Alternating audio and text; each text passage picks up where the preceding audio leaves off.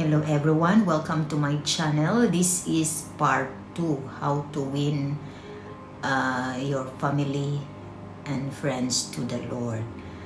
I remember my first preaching is I let my sister accept the Lord Jesus Christ before she died, and I was never think that that is the last day that I saw her, because by night she died.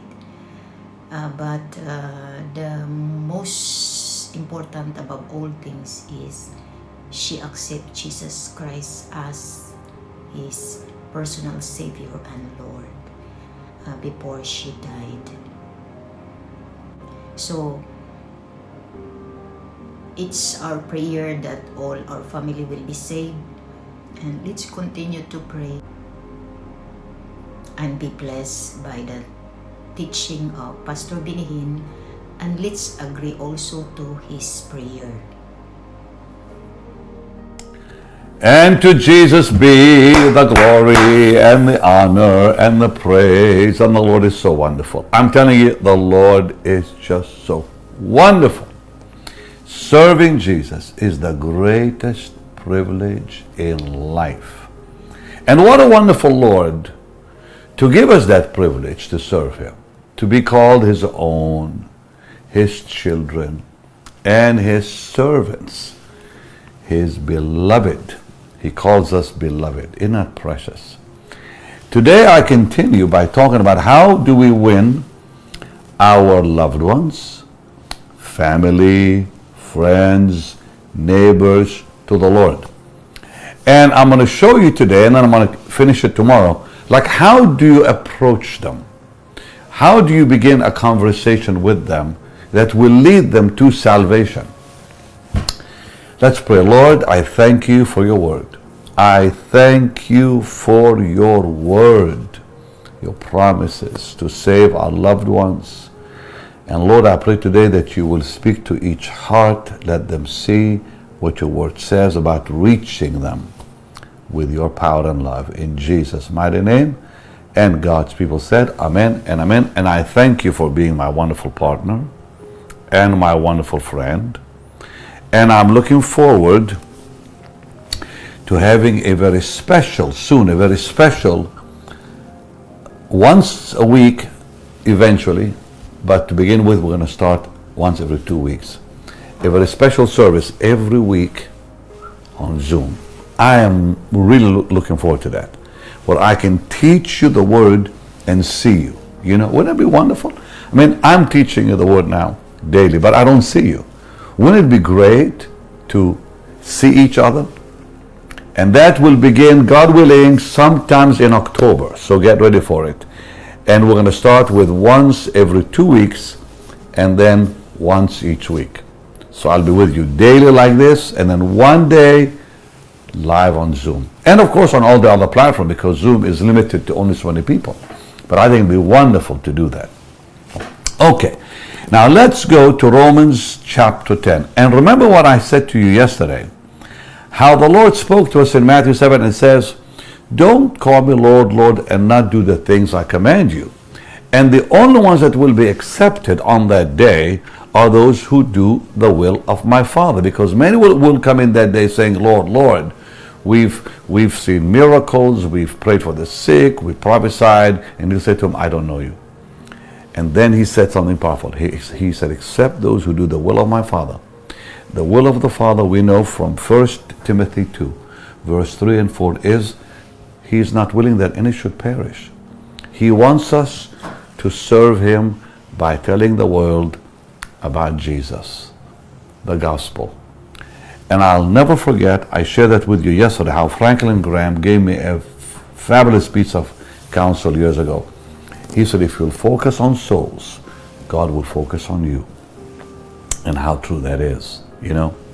So let's look at Romans chapter 10, and we're going to see how important this is to God, you know. Whosoever shall call upon the name of the Lord shall be saved. Romans 10:13.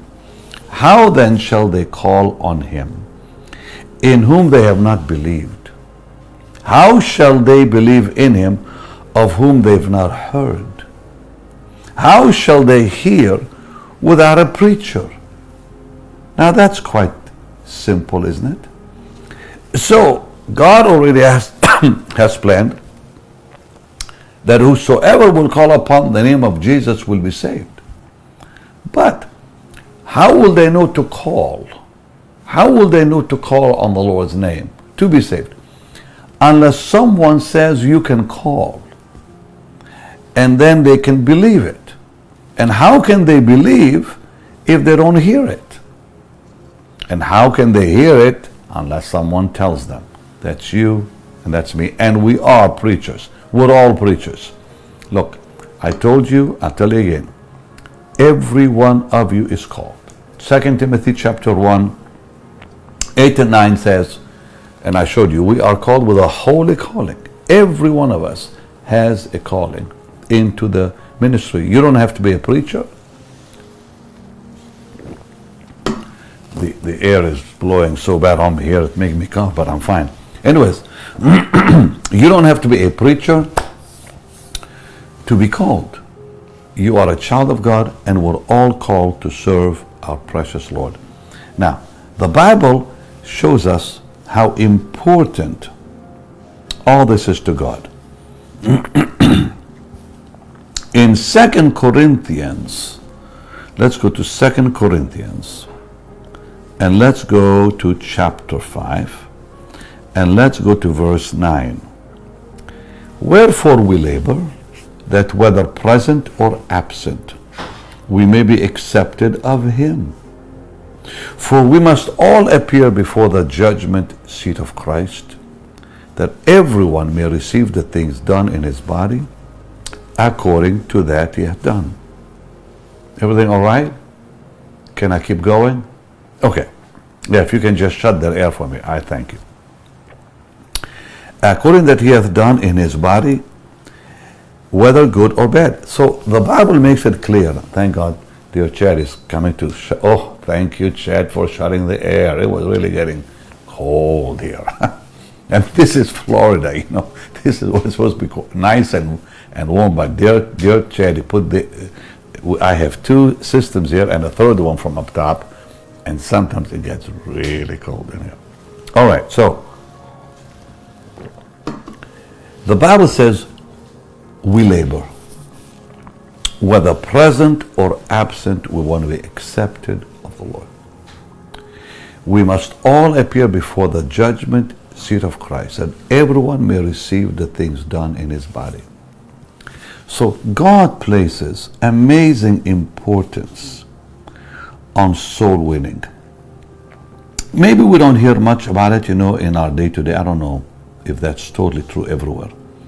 But it's kind of rare. Back in the 70s and the 80s, that's all you heard. Now it's kind of, people don't talk about it, but I felt it's time to remind everyone how important this is to the Lord. And the Lord is about to return, and we all want to be accepted in his sight. Ezekiel 33, verse 4, whosoever heareth the sound of the trumpet, and taketh not warning, if the sword come and take him away, his blood shall be upon his own head. Now, I want to keep reading because this is so important. Ezekiel 33, 4 to verse 8. He heard the sound of the trumpet and took not warning, his blood shall be upon him. But he that takes warning shall deliver his soul. Watch this now. But if the watchman see the sword come, and blow not the trumpet, and the people be not warned, if the sword come and take away, or take any person from among them, he is taken away in his iniquity, but his blood will I require at the watchman's hand. That is frightening. That we need to warn people, and if we don't, they'll perish, but their blood will be on our hands, the Bible says. So thou, O son of man, I have set thee a watchman unto the house of Israel. Therefore thou shalt hear the word at my mouth, and warn them from me.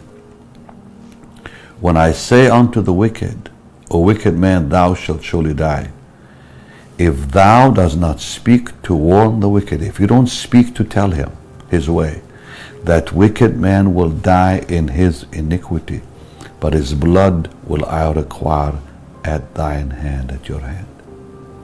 That to me is so important, that we understand this is God's heart here. I mean, he wants you and I to share the gospel with people everywhere.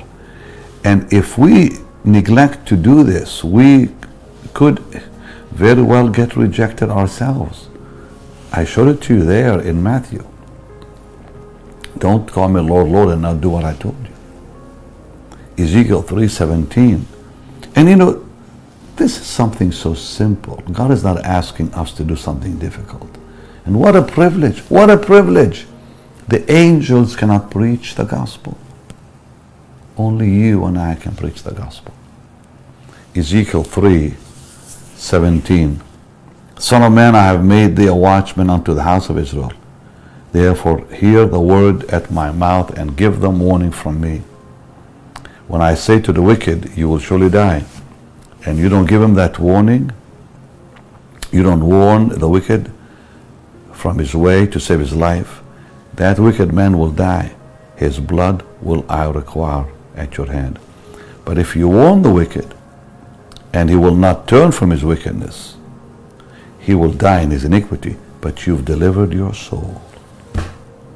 Lord Jesus, what an amazing privilege you've given us to tell the world about your blessed salvation. Mark 16, very familiar to, I'm sure, many of you. Go ye into all the world and preach the gospel to every creature. This is Mark 16:15. We are given a command. Now I know there are times when the enemy will fight us. There are times when he will resist us. In 1 Thessalonians 2:18, even Paul said that this happened with him. So he said, wherefore we would have come unto you, even I, Paul, once and again, but Satan hindered us. 1 Thessalonians 2:18. Because you see, the enemy wants to keep your loved ones and other people blinded. He doesn't want them to see the light of the gospel. So in 2 Corinthians 4, verse 3 and 4, it says, for our gospel, if our gospel be hid, it is hid to them that are lost, in whom the God of this world hath blinded the minds of them which believe not, lest the light of the glorious gospel of Christ, who is the image of God, should shine unto them. But we preach not ourselves, verse 5 says, but Christ Jesus the Lord. And then in verse 6 it says, for God who commands the light to shine out of darkness has shined in our hearts to give the light of the knowledge of the glory of God in the face of Jesus Christ. Meaning, we have that light in us, and we must share it. But God who commands, I'm reading verse 6, 2 Corinthians 4, but God who commanded the light to shine out of darkness has shined in our hearts. There is light in your life today that must be shared. To give the light of the knowledge of the glory of God in the face of Jesus Christ, or it means in the person of Jesus Christ, meaning that we, his representative, are presenting him to the unbeliever. And then it calls this a treasure. But this, we have this treasure in an earthen vessel. Wow. The treasure, it's called the gospel. You know, people have used this verse, I think, wrongfully at times, not realizing what the treasure is. The treasure is the gospel, because that's what he's been talking about the whole time here. But we have this treasure, this light in us, the gospel. in an earthen vessel, that the excellency of the power may be of God and not of us. Isn't that precious? Wow. Now, you may feel, well, I don't have much to give. I am too busy. I don't have the time for it. Well, here's what the Bible has to say to you if you feel that. For who hath despised the day of small things? Don't ever despair just because you have little to give. The little you give is much. The sinner needs even the little you give is a lot. Just to say Jesus loves you. Just to say God has sent His Son to die for you. How simple is that? We can talk to our neighbors, people we work with. I remember Bob Tadman and those kids in high school when I was young. Every day they would tell me Jesus loves you. Every day. And for about a year I ignored them. I thought they were all crazy, to be honest with you. Before I got saved, kids in my school and in my class who were born again talked to me about Jesus every day in school. And I wanted to run away from them. But finally, God got through to me. I would not be here today if these young people were not determined to tell me about Jesus. And everywhere I would see them, I'd say, oh no, here they come again. And I call them Jesus freaks. Can you believe it? But here I am because of dear Bob Tadman and his dear wife, Lorraine, and a young lady named Michelle and others. There were about 7 or 8 of them. I would not be sitting here talking if it wasn't for these kids, young people. I was young too. I got saved when I was 19. I thank God. I thank you, Jesus. They didn't give up on me. Even though they knew I didn't like hearing anything from them. I avoided them so much. But here I am. And somebody out there is waiting for you. I'm telling you, someone out there is waiting for you. The Bible says this gospel of the kingdom shall be preached in all the world, and then the end will come. There are some sweet people from Nigeria, I know, that walk, in places like Tibet and the Himalayas and some rough places they go to, and they go into villages and just preach the gospel. I was taken one time to a place just outside Durban, South Africa. It was like a little village of Zulus, and they were all living in these huts at the time. And many of them, I think, still do in that part anyways. And dear Fred Roberts said, we're going to go preach the gospel today to the Zulus. And I did not really know that this was just in the open, like you just show up, So we walk in, and they're all sitting inside their huts on a hot day. And some old man was sitting there doing something. I can't remember what he was doing. He was just staring at us. He was sitting on some little can or something. And Fred said, start talking. I said, to who? He said, they're in their huts. They can hear you. He said, as soon as you start talking, they will come out. I said, okay. And it was kind of a strange experience for me to just start talking and nobody's there except that old man sitting on that little thing he was sitting on. And Pastor Fred Roberts says, well, start talking.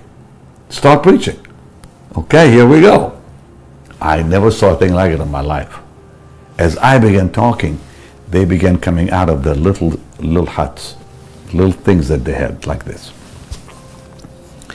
And as I kept talking, more people kept coming, and more people kept coming, and more people kept coming, till everybody in that little place, in that little town or village or whatever you want to call it, came out of their huts. And they sat on the ground and just looked at me and listened.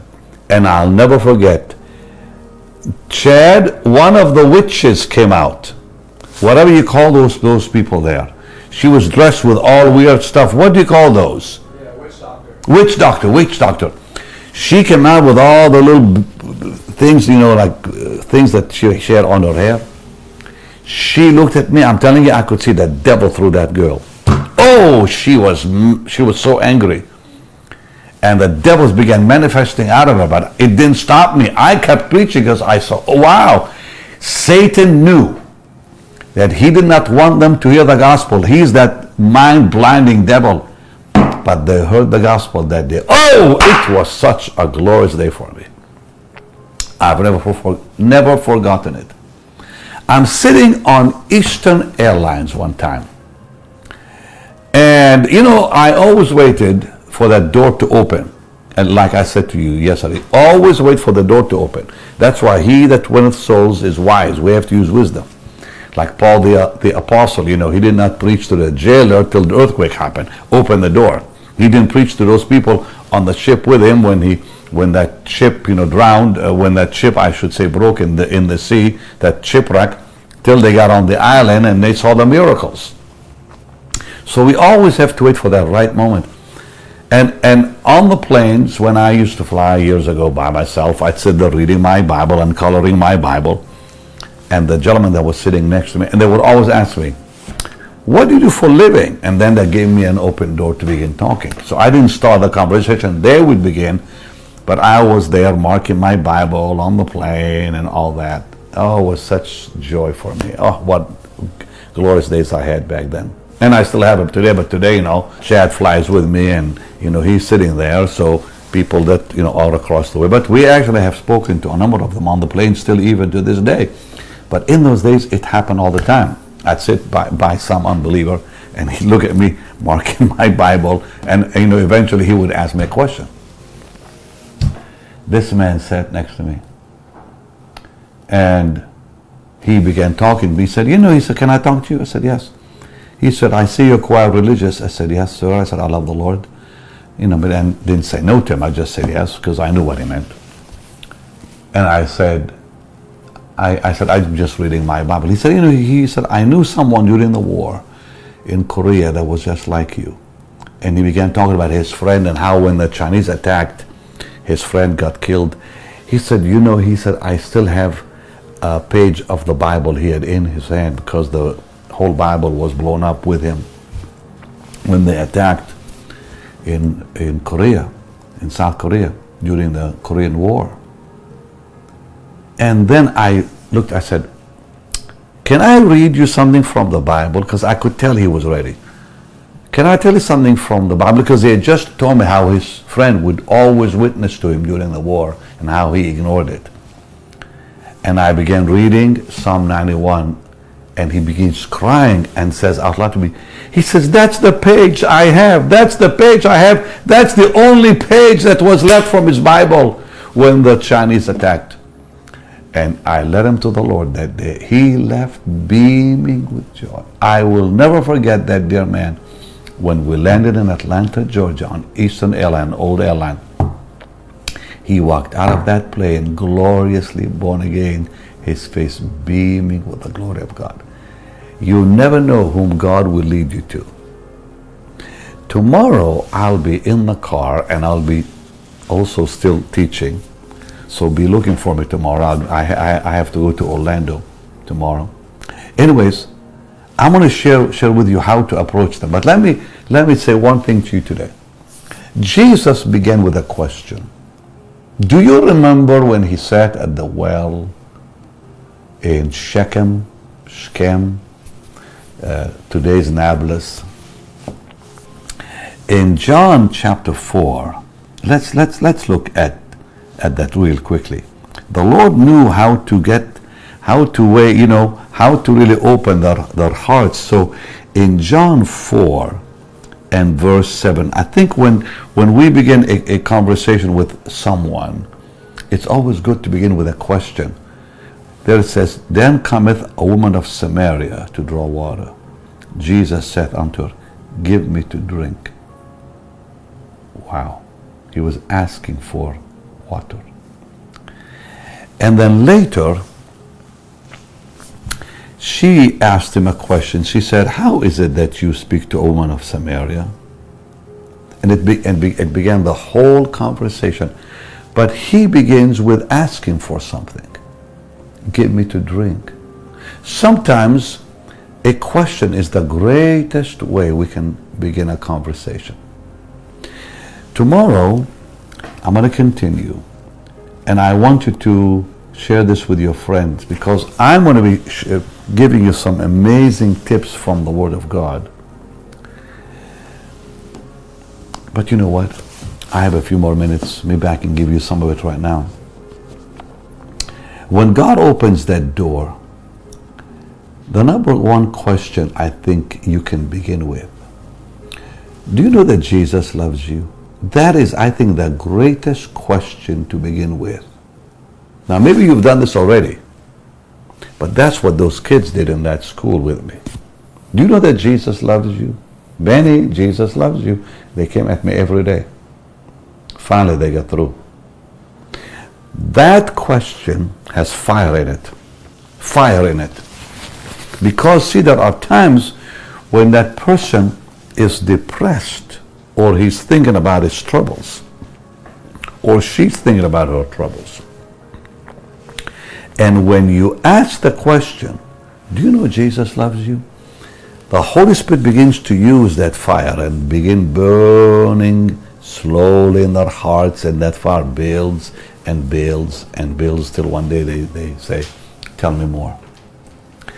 Another question: do you know your sins are forgiven? I think that's the second question we need to ask when they respond to, do you know Jesus loves you? Do you know your sins are forgiven? Why is it important? Because everyone knows he's not, something is wrong there, you know. Even if they denied. Everyone knows they need help with something in their life.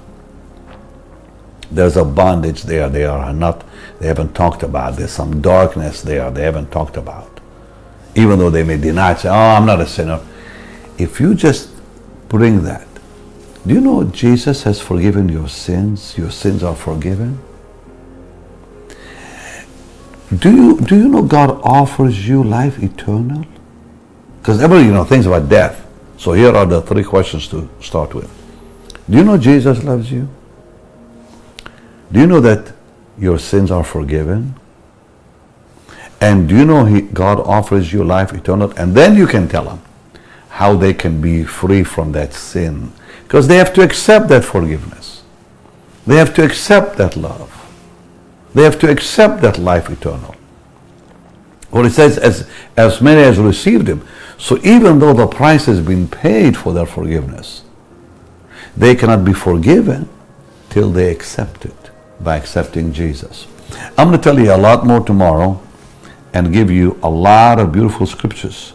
There's so many of them. And then I'm going to deal with how to deal with those that have difficulties, like what to say to individuals who say, oh, I'm just too great of a sinner, or I don't think I can hold on, or I don't think I can live the Christian life, or I'm afraid because I'll be persecuted, or it's going to hurt my business, or I'm going to lose friends and family. How to deal with all that. I'm going to talk all about that tomorrow. I'm going to give you answers to questions that you may hear from them. How do you respond to these big headlines? All right, Father, in Jesus' wonderful name I pray that you'll speak to them so beautifully, so powerfully, Lord. Make that one a soul winner. Lord, make that someone listening to me a soul winner before you return, in Jesus' mighty name. That, Lord, you'll be so proud of that one, proud of all of us on that day, and say, well done, thou good and faithful servant. In Jesus' mighty name, Lord, we want to please you always for your glory. And God's people said amen and amen. All right.